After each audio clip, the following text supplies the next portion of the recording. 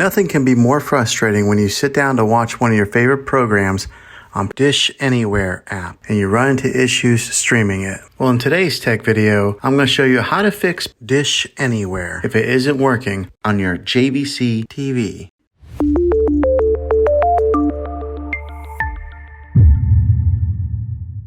Let's see if we can fix your problems and get your Dish Anywhere back up and running as quickly as possible. The first one, it's the easiest one to try, and that is to unplug your TV from the wall outlet and wait 60 seconds. Now don't be impatient here, wait the whole 60 seconds, then plug it back in. This is very different from turning your TV on and off with your remote control. This is what we call a hard reset of your TV, so make sure you do this method. If that doesn't work, then find your router that is giving you Wi-Fi and unplug the power to that for 60 seconds. Then plug it back in. If it fixes it, great. If not, let's go ahead and move on to the next method. Try deleting Dish Anywhere on your TV. Go to wherever the apps are located on your system and remove the app altogether. Then reinstall Dish Anywhere again. After you reinstall it, you might have to log back in with all of your credentials, but hopefully this will work. And if that doesn't work, then I recommend buying an affordable Roku stick, Fire Stick, or Apple TV 4K and plug that into your TV and use that as your main streaming player. And you'll be able to access Dish Anywhere that way. I'll put links in the description down below of where you can get one. Well, hopefully this video was helpful for you.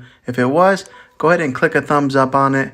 Go ahead and subscribe to my channel. I make tech videos all the time, and I would love to have you back in the next one. Take care.